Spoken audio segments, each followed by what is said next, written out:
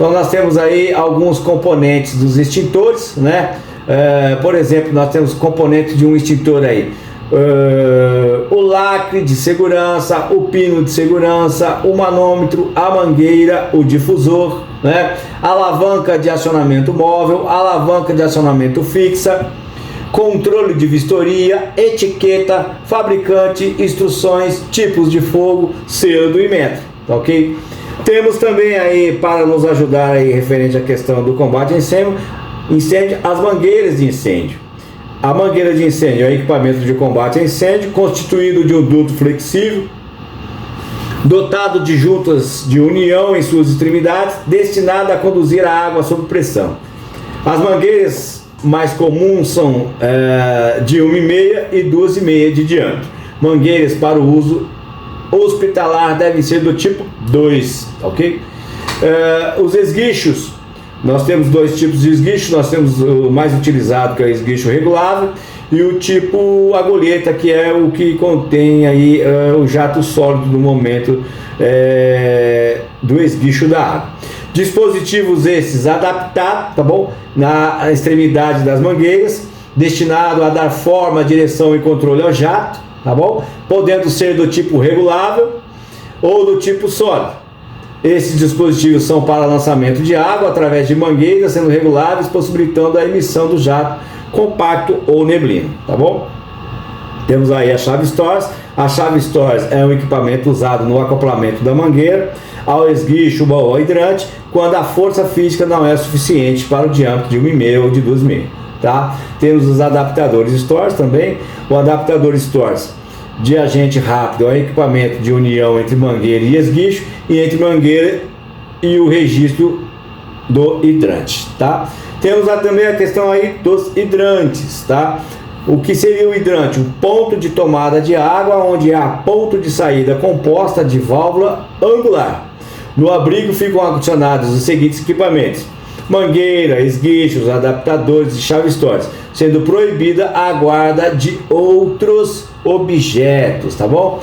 Nós temos aí também a iluminação de emergência. Para que serve a iluminação de emergência? Destinada a substituir a iluminação artificial normal, que pode falhar em caso de incêndio, no caso do corte de energia, permitindo aí a saída fácil e segura de pessoas para fora da edificação e garantindo aí a execução de manobras necessárias aí, tá ok?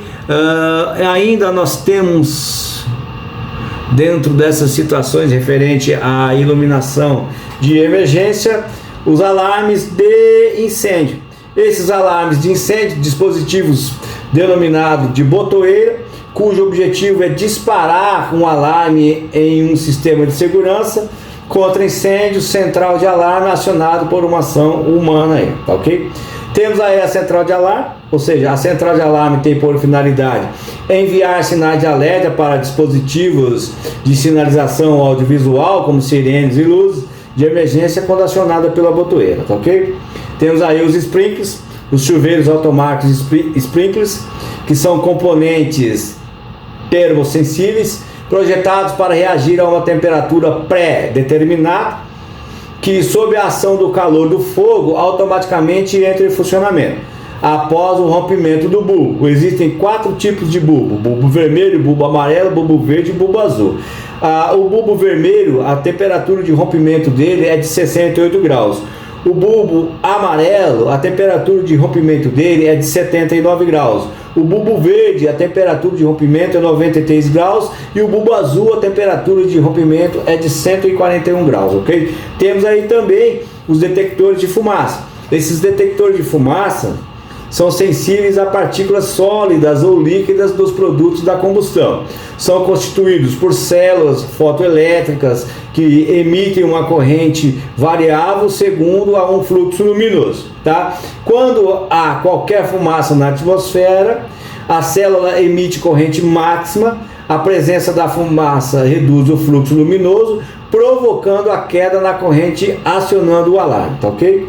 Temos aí também as questões referentes aos EPIs, né? Alguns tipos de EPIs, os materiais utilizados como EPI possuem formatos diferentes. pois precisam proteger as mais variadas partes do corpo, como por exemplo a cabeça, o tronco e os membros. Temos aí, para a cabeça, os EPIs precisam proteger o crânio, os olhos, a face e a nuca das lesões que podem ser ocasionadas por impactos de materiais, partículas, respingos ou vapores de produtos químicos e de radiações luminosas, tá ok? Capacete com viseira e a proteção para a nuca, tá? Temos aí ainda proteções aí para o tronco e extensão dos membros. Os EPIs destinados à proteção do tronco e extensão dos membros visam proteger o combatente contra objetos escoriantes, abrasivos, cortantes ou perfurantes, além de proteger também do calor excessivo irradiado pelas chamas, tá bom? Aí nós temos aí, no caso para o brigadista, no caso vamos falar o exemplo, o bombeiro, a roupa de aproximação. Para mãos e pés, os EPIs visam proteger, ou seja, os equipamentos de proteção individual visam proteger contra a ação de objetos cortantes, abrasivos, corrosivos, alergênicos, né? Além de produtos gráficos e derivados do petróleo. Para os pés, visam proteger contra lesões ocasionadas de origem mecânica, queda de materiais, agentes químicos, térmicos e objetos perfuracantes ou cortantes. Exemplo, nós temos aí a bota de borracha. Para a questão do abandono de área, né, a retirada organizada e segura da população do edifício, conduzindo para a via pública ou para o espaço aberto. Em caso de incêndio ou emergência, caberá aos brigadistas orientar os ocupantes do prédio os seguintes procedimentos: manter a calma, tá? Caminhar em ordem sem atropelos, não correr e não empurrar, não gritar e não fazer tumulto, tá bom? Todas as pessoas, independente do cargo, devem seguir as instruções do brigadista, tá ok?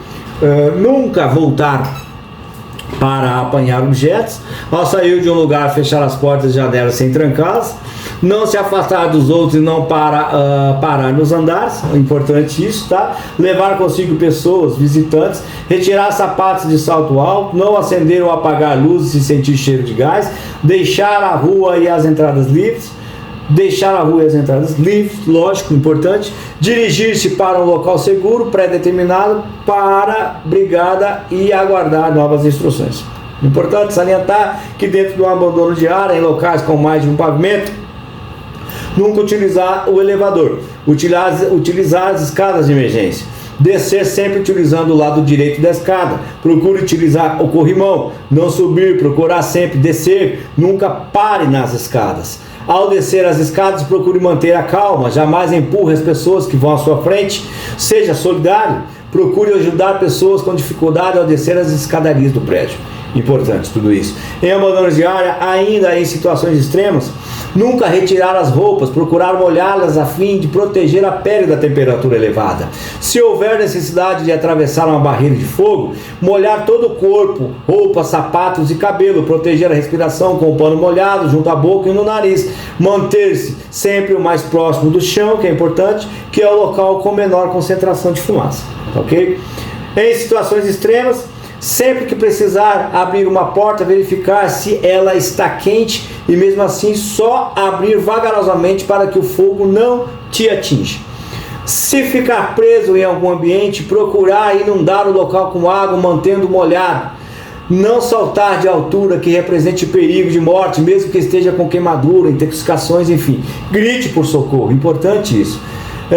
Pessoas que têm mobilidade reduzida, pessoas que se enquadram nesse grupo, gestantes, crianças, idosos, pessoas obesas, portadores de deficiência motora, portadores de deficiência sensorial, requerem atenção especial durante o sinistro. O brigadista conduz essas pessoas através dos meios disponíveis, ou seja, maca, cadeira de rodas, aplicação de técnicas de remoção.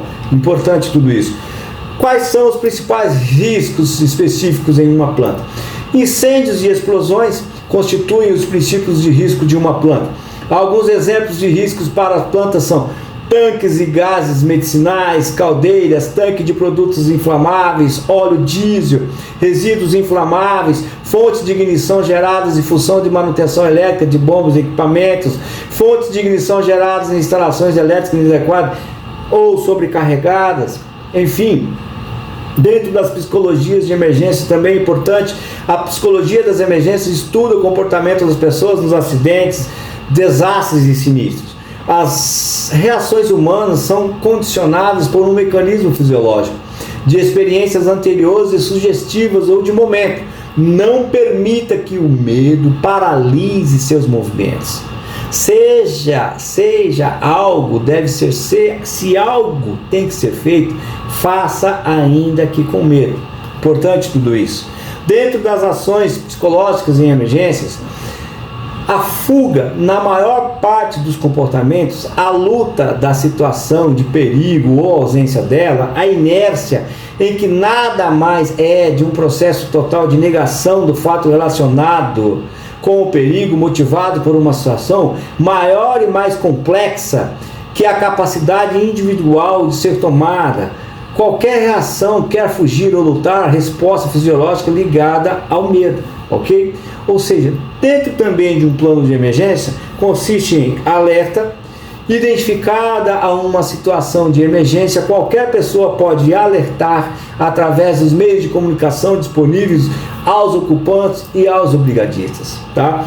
Digamos aí que tenha uma análise da situação. Após o alerta, a brigada deve analisar a situação desde o início até o final do sinistro, havendo necessidade de acionar o Corpo de Bombeiros 93, o apoio externo e desencadear os procedimentos necessários que podem ser priorizados ou realizados simultaneamente de acordo com o número de brigadistas e com os recursos disponíveis no local, ok? Dentro da situação de um plano de emergência, o acionamento de apoio externo é importante. O Corpo de Bombeiros e os outros órgãos locais devem ser acionados de imediato, preferencialmente por um brigadista, que deve informar o nome do solicitante, o número do telefone utilizado, o endereço completo, pontos de referências ou acessos, características de emergência, tá ok? Local ou pavimento e efetuar as vítimas de suas condições, tá? Dentro das situações de primeiros socorros, prestar os primeiros socorros às possíveis vítimas, mantendo ou restabelecendo suas funções vitais. Importante tudo isso. Dentro do plano de emergência, eliminar os riscos, corte de energia elétrica, cortar quando possível ou necessário a energia elétrica dos equipamentos da área ou a energia elétrica geral do edifício. Tudo isso é muito importante. Abandono de área, proceder ao abandono da área parcial ou total, quando necessário, conforme comunicação pré-estabelecida, removendo para o local seguro a uma distância mínima de 100 metros do local do sinistro, permanecendo até a definição da situação, tá ok? Dentro do plano de emergência, confinamento do sinistro, evitar a propagação do sinistro, mantendo as portas corta-fogo fechadas. Isso é importante, tá? Isolamento da área, isolar a área sinistrada de modo a garantir os trabalhos de emergência e evitar que as pessoas não autorizadas adentrem o local, tá ok? Dentro do plano de emergência ainda, extinção do sinistro, eliminar o sinistro restabelecendo a normalidade. Haverá investigação? Sim, haverá investigação. Importante, sim, levantar as possíveis causas do sinistro e suas consequências, tá ok? Emitir relatório para discussão nas reuniões extraordinárias com o objetivo de propor medidas para evitar a repetição da ocorrência. Com a chegada do Corpo de Bombeiros, a brigada deve ficar à disposição para prestar informações e auxílio, tá ok? Dentro do controle do programa, reuniões ordinárias é importante. Devem ser realizadas reuniões mensais com os membros da brigada, com registros em ata, onde são discutidos os seguintes assuntos: funções de cada membro da brigada dentro do plano.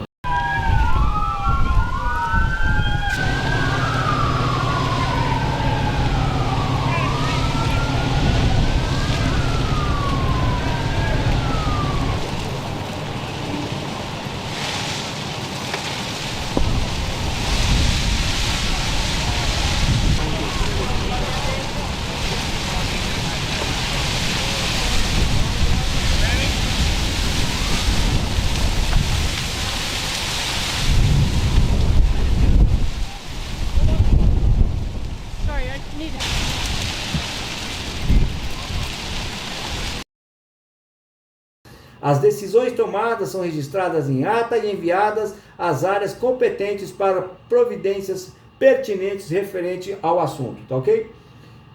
Muito bem, pessoal.